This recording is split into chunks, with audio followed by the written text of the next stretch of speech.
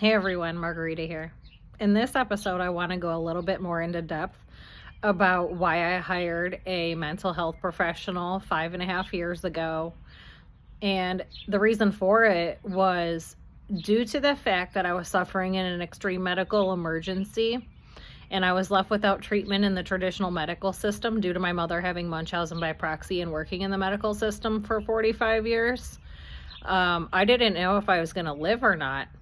And I stayed that way for about 3 years before I crossed the first threshold, not even knowing if there would ever be a light at the end of the tunnel, in an extreme state of physical distress, extreme brain swelling, extreme suffocation, inches of space between my brain and my skull, and my entire blood-brain barrier had been completely blasted away. And at this point, I was under treatment for about a year from the time around the time I brought her in.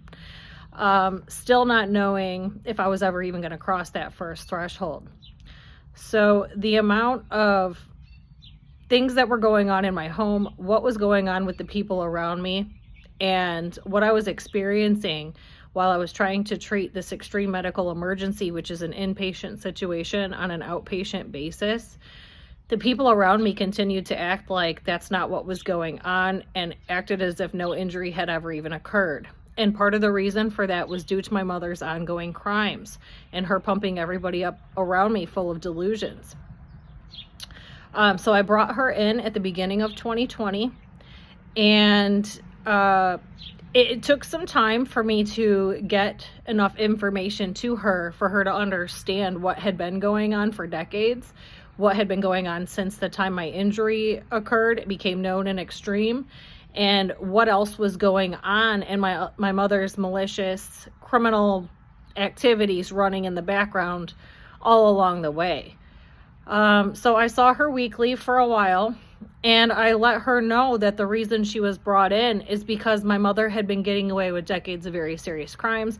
This was the reason that I was left untreated in the medical system, why I was a patient at a private facility, spending quite a bit of money out of pocket just to keep my son and I alive.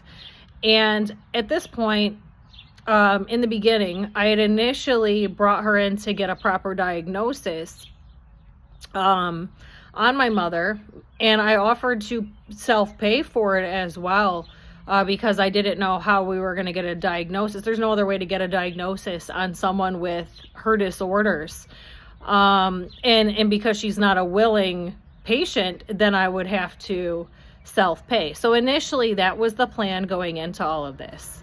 But I knew it was going to take quite a bit of time for me to deliver enough information to her in advance to be able to even make that happen. Shortly after bringing her in, my mother's criminal actions were still running in the background very heavily. So once the time my injury became extreme at the beginning of 2018, she started going very heavy on her criminal activities, her malicious behavior, because I was near death and she knew it. And she was counting on me not surviving. So her actions during the most extreme part of the injury they were basically on steroids, and she went really hard and heavy with everything she was doing. And due to that, shortly after bringing Charmaine in, so I refer to her as Charmaine in the videos. If you haven't viewed the video where I talk about this, that's who Charmaine is. So when I brought Charmaine in, that was the intention, because at no time have I ever been diagnosed with a mental disorder or been told I need a mental health professional by anybody. And I'm pretty sure my mother's been portraying to people that is the reason Charmaine's involved, that I've always had this mental disorder and that she's in control of my mental health care. I'm pretty sure that's what she makes others believe. That has never been the case. I've never had a mental disorder. I've never needed a mental health professional. The only reason she was brought in is due to my mother's undiagnosed mental disorders, personality disorders, and the ongoing crimes. So shortly after bringing her in, and I was just barely getting her some of this information several months in, my mother's activities had heightened, as they generally do. They come in waves. The crimes and the escapades come in waves. They always have, even prior to my injury.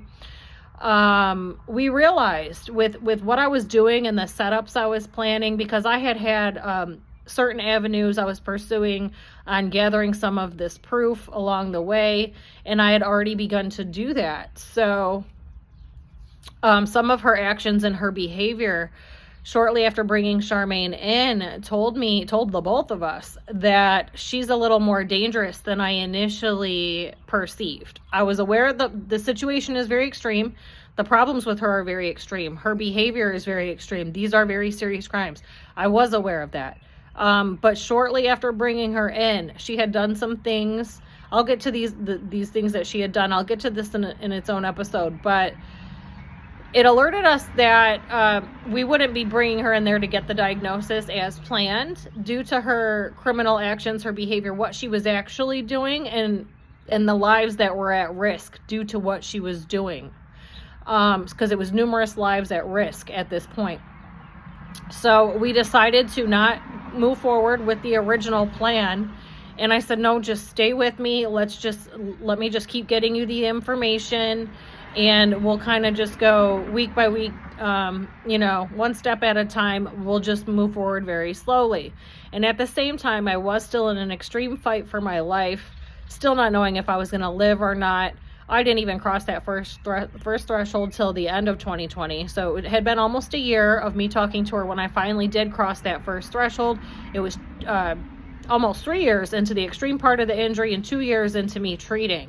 And it was treating daily. I literally had no daily functioning, still don't to this day, living in extreme pain and suffering, extreme brain swelling, extreme suffocation, 50, 60 severe symptoms at once, day in and day out, with no quality of life whatsoever. And I stayed that way. I stayed that way for a little over 3 years before I began being able to have any type of quality or being able to go just one place without being in an extreme state of physical distress. I was also dealing with a toddler at the same time who was in the same state as me. So once we reached enough treatment, once we'd reached a little over $100,000 out of pocket, plus what my insurance had spent, what my private insurance had spent, that's when we eventually began to cross that first threshold, and then later down the line we crossed another threshold. We've crossed several at this point because this is some years ago now. I was not able to film these videos all along the way. There's very few videos that were filmed along the way due to the condition I was in, the manner in which I had knots of carbon monoxide loaded up in my brain, tightly binded to where it was blocking the oxygen in an extreme manner. It never went away. It took all those years of daily hyperbaric oxygen treatment to break it free, to break it loose, for me to be able to deliver sentences properly. So no, there's no videos filmed back then. That's why I'm going back now and talking about everything that happened back then. It was just a matter of getting myself to a place where I could deliver the information properly for others to understand me. So that was all going on during all of this time. I had her just stay with me. She ended up removing my ex from my home, who was part of the problem, because he also was not comprehending an extreme injury had occurred in the position I was in, the physical state of my health and my being and my son's. And it was a very extreme issue because it was causing all this chaos, additional chaos on top of my mother's crimes and behavior and what she was causing everyone else around me to be acting like. It was excessive, and it was getting to the point where she could see that I was never going to recover. My brain was never going to stop swelling and sagging due to the amount of sound, arguments, screaming, yelling, and it was just coming from every person every day for well over a year, and there was nothing I could do about it due to the physical position I was in and the extreme amount of suffering I was left in. She realized how bad it really was. And when she started to figure out who I was as a person previous to my injury, after I delivered her enough information, she started realizing that I would be better off on my own with as few people around me as possible, and try to pick up the pieces myself, regardless if I received any child support or money or anything. It didn't even matter. She saw who I was as a person and decided to make an executive decision and just tell him to move out of my house. And on the third time that she met with him, about 10 minutes in, that's exactly what she did. And the next day he moved out.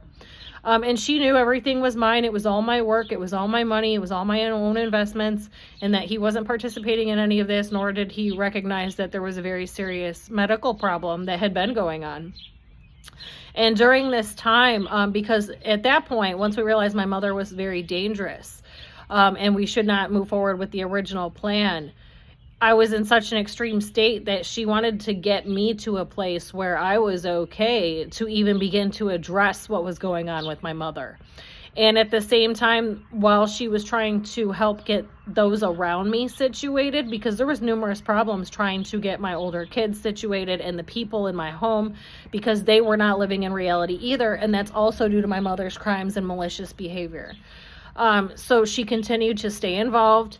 And at the same time, in the background, my mother had figured out that I'd hired her. That's when she began portraying to others that I've always had this mental disorder, which has never been true, and continued on with this false narrative that that's why this woman is involved.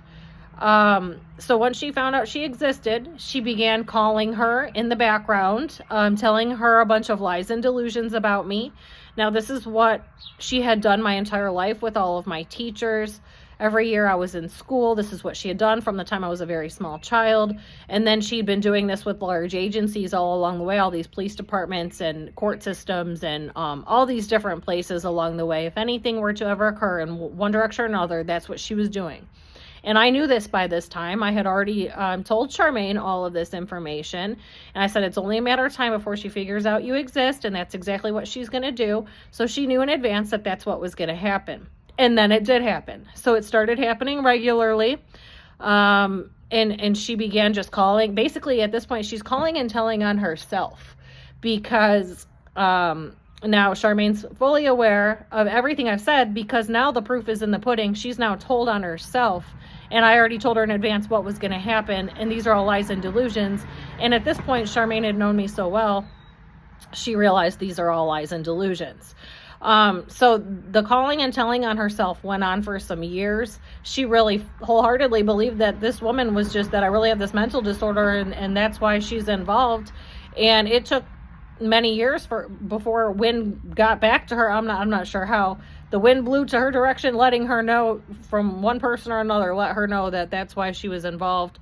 It was due to her mental disorder, her personality disorder, her ongoing crimes. So now she doesn't regularly call her and tell on her anymore. But she did for some years, and she gave enough information for us to pinpoint further that what I was saying was true. She does want me locked up, mentally incompetent, locked up in prison or a mental hospital, mentally incompetent and or deceased. So my mother had delivered enough information to Charmaine on her own about herself and what she was stewing and brewing in the back of her mind, what she's had planned all of this time.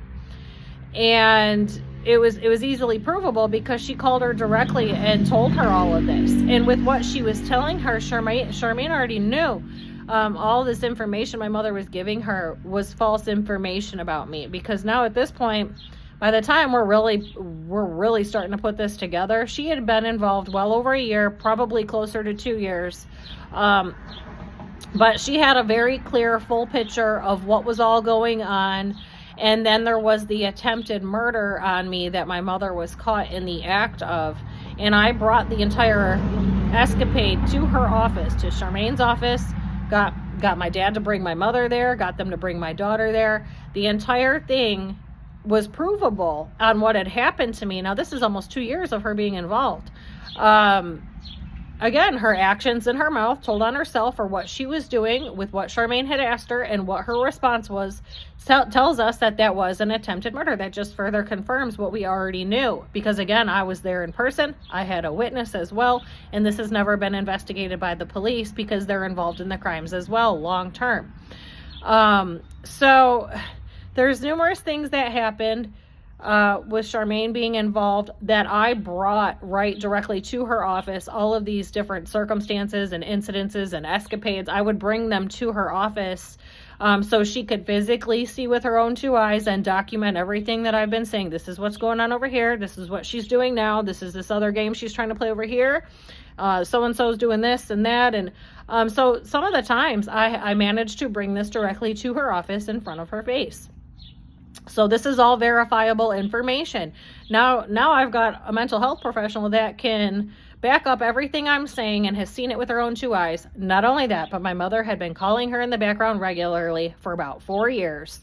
and telling on herself directly for about maybe a little over 4 years before she figured out that the woman was actually brought in to get her diagnosed and to continue to document the ongoing crimes. And because these crimes are so serious and the police departments locally are all involved and nobody's taking my reports or helping, they're participating in the crimes, that was my only avenue to legally document what's actually going on for someone else to see it. And at the same time, this was an injury that was caused by other people, and it became intentional because I was not removed from the place that caused my carbon monoxide poisoning and my brain injuries.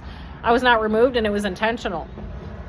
So because I can't make police reports properly, and because my mother had controlled the medical system and had entered false information and I was not receiving proper treatment there, I also needed Charmaine to document that as well, because there were people that were responsible for this. And now that everything is played out in the manner in which it has, those people aren't even going to pay the proper price or ever receive any consequences for what they had done to me. And I'll get more into that in the future. But that is one of the reasons she was brought in as well, because my medical records were so heavily falsified that here I was not receiving proper care. It's not being documented properly. I was under treatment at the private facility already for almost a year when she was brought in. But it took that whole year of everyday treatment and numerous other things I had to do to remove enough of the carbon monoxide from my brain and from my system, and to begin to try to heal the brain injury to a certain degree, because the hyperbaric oxygen treatments also heal the brain tissue and heal brain injuries. So it was doing numerous things. It took all that time to clear enough of what I was suffering from to even be able to make it to her office, because I legitimately couldn't even get from room to room in my house for some years. And so that's when she started documenting all of that as well, because it was so extreme. She could tell that I was having trouble delivering information. She could see that I couldn't argue, that my daughter was brought in there, and here she is screaming my mother's delusions at me, and I didn't have the ability to argue back. She could tell that my brain was that injured. Something was very extremely wrong with my brain. At this point, she knew what the problem was. And we just didn't know how much treatment it was going to take to remove enough from my system to be able to begin to pick up the pieces of my life, because at this point it was still an extreme medical emergency. So she managed to document all of this every step of the way, while I remained under treatment at the Oxford Center daily for some years. And that's how I was able to remove enough of it to begin to piece some daily functioning back together and get out of the most extreme part where one wrong breath is going to kill me, where I literally can't even get from room to room in my house or incorporate anything else into my life. And she watched all of that happen. But initially we were left untreated in the traditional medical system in the extreme medical emergency. And we were very close to death, my son and I both, for some years.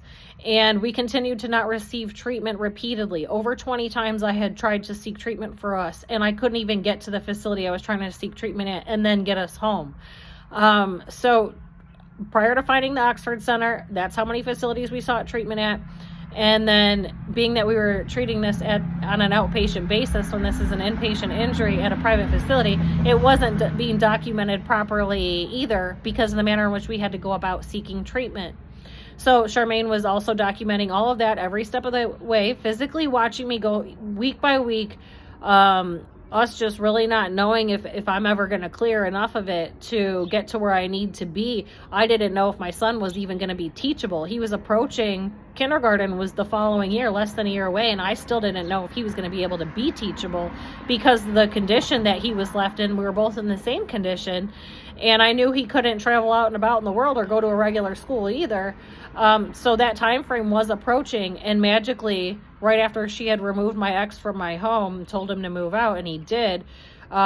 That same week is when we had both crossed that first threshold where there was a light at the end of the tunnel, where he then became teachable via homeschool. I don't believe he's ever going to be able to go to a regular school due to the extreme circumstances of our condition.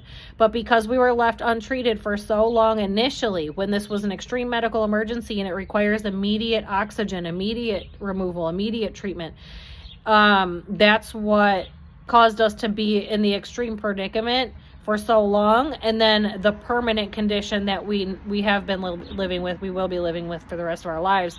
That's what caused all of that to happen, was my mother's criminal actions as a Beaumont Hospital employee, because she was still working at the time that this false information was entered. And when she prevented treatment those couple times initially, she directly did that by pulling others aside and using them to enter false information into our medical files and getting them to not treat us and then just remove us from the hospital.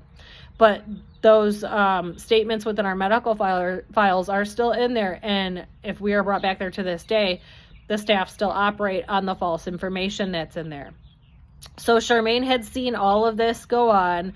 She watched the physical injury, watched me someday finally be able to string sentences together more properly. I know it's not proper still to this day, but I've never had speech therapy, and I had to relearn how to talk while everybody around me was screaming delusions day in and day out for some years. So that is the reason I still have so much trouble talking and delivering the information, because to this day I still have not had speech therapy. All I did was continue to remove the loads of carbon monoxide from my brain every step of the way, and that's still what I'm doing today. So she watched all of this happen. She watched, now it's been 5.5 years. She has watched all of this, watched me cross all these thresholds along the way. She's watched all these significant re-injuries, all these setbacks, and that is how we had to go about documenting my physical injuries that were ongoing, and some of this is due to my mother's crimes. That's how we had to go about it, because of the lack of help in the medical system, with my mother at the root creating that problem, which is the Munchausen by proxy. So at no time have I ever been diagnosed with a mental disorder. I was just stuck in a very extreme set of circumstances, and I just was not sure if I was ever going to come out of it, or if we were even going to live. And then at the same time, my mother's crimes began to be very heightened, and she was also telling on herself. She had begun to tell on herself prior to me bringing Charmaine in, and that's what also prompted me to get Charmaine involved a little faster than maybe I would have had that all not been going on to that degree. But I did bring her in, and she began to see, it was only a few months in, and she began to see immediately what I was talking about, what had been going on. So Charmaine is a direct witness to all of these crimes, all the falsification of my medical records. She has seen my real medical records and what my private insurance was paying for. Due to the crimes that were going on at the Oxford Center separately, I ended up having to bring her a lot of this documentation because of the crimes I was experiencing there separately. And she saw all of it because of that. So she has proper information. It's not that I'm going to this lady and telling her this stuff and she's just believing me. That's not at all what's been going on. She has seen all this stuff in front of her face firsthand. She has seen my medical records. She has physically watched me come near death many times, barely escape death, die and come back again. She has watched all of this happen in front of her face. All of those delusional phone calls, all the delusional phone call placing to all these agencies. My mother has admitted this directly to her. Has admitted numerous crimes that she's been involved in against me directly to her. And that's the full scope of what's all been going on, why she's been involved for so long. She's going to continue to stay involved and see all of this out until my mother's apprehended and the proper individuals who are involved in the crimes as well are apprehended as well. So she's going to stay involved until the entire case plays out, because this is a very large case. These are RICO crimes. There's many agencies, many individuals involved. Most of these people have a lot of power in the community. And she's used all these people along the way before I even brought Charmaine in and after. So she's going to continue to stay involved until all of this is situated, and someday I can begin to pick up the pieces of my life. Because even prior to my injury, I never even got to live my life properly or carry out my plans or my decisions, because everything was always constantly being disrupted due to the chaos, the crimes, the conflict, and all of these ongoing escapades that my mother would pull. Everything was always disrupted every step of my life all along the way. So I'd get a certain degree forward, and then I'd get wiped out due to the crimes and the delusions and the escapades, and these agencies helping her. And so yes, I was able to build to a certain degree, and then I'd get wiped out, and it kept happening. And then once I became injured, it just became very apparent and how deep this all was and what's actually been going on. And due to the amount of brain injuries that I had, it caused memories to come back that I didn't even know I was missing. So those memories are what also helped piece together these crimes long term, and what the actual root of everything is, and what's the reasons for all of this, because I had enough memories come back to be able to eventually piece it together. So Charmaine's been involved every step of the way. That is why she's involved. At no time have I ever had a mental disorder or a drug problem. She's just going to stay involved until this is completely saw out, and then I'm able to finally begin to live my life and pick up the pieces of all these different disasters, because currently I am still dealing with the fallout of the last 20 disasters, escapades, and crimes. That is still my current situation. There's no way to be able to get my life in order to pick up the pieces to build forward without arrests being made, from the amount of fallout and chaos and destruction this has all caused long term. And because of the extreme nature of my injuries, that just put me in a place where I'm that much more fragile. It's that much more harder to do. And the only way out of this is for arrests to be made. So that's why she's going to stay involved. And then I don't believe I'm going to need her after the arrests are made, because that, and then I'm past the significant part of the injury where the pain isn't under control, because for 3 years it was not under control at all. I just stayed in extreme physical distress, extreme pain and suffering. I've crossed that threshold a while ago with proper pain medications along the way. I've been able to get that under control. Now without it wouldn't be under control, but at least the last couple of years it's been under control.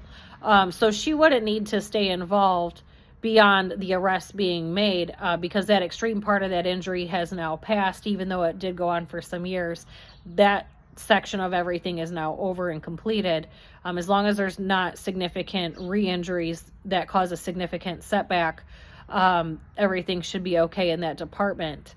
So yeah, that's what I wanted to talk about. I wanted to go more in depth about, why she was brought in, the truth versus the fiction of what's all these delusions that have been going on in the background about why she's involved, and people being told that I've always had this mental disorder and that's why she's involved. That's not at all what's going on. She was legitimately brought in due to my mother's ongoing crimes, ongoing mental disorder, and the problems she causes, an undiagnosed personality disorders. I'm pretty sure this is numerous disorders. All of these people involved as well. And some of these people have also called and told on themselves and given clues and pieces to the bigger picture as well along the way. There is other individuals who have contacted her, because then my mother then gave them her phone number, and then she knew who gave the phone number because she uses different phone numbers. I have one phone number, my mother has another. So she uses different phone numbers, so she knows if somebody's calling that line who gave the number. So some of these other individuals involved in the crimes have reached out to her as well and told on themselves. But yeah, that's the basis of why I had to do all of that, why I had to go that route. There was no other way. I really just didn't think I was going to live or make it out of that extreme part. And there was so many significant re-injuries along the way where I did come near death or did die and come back again down the line. So yeah, that's why she's involved. That's what I have going on with all of that. And once my dad became injured as well, she played a large role in documenting all of those crimes pertaining to my dad as well. So yeah, that's it. I'll be back with more. Thanks. Bye.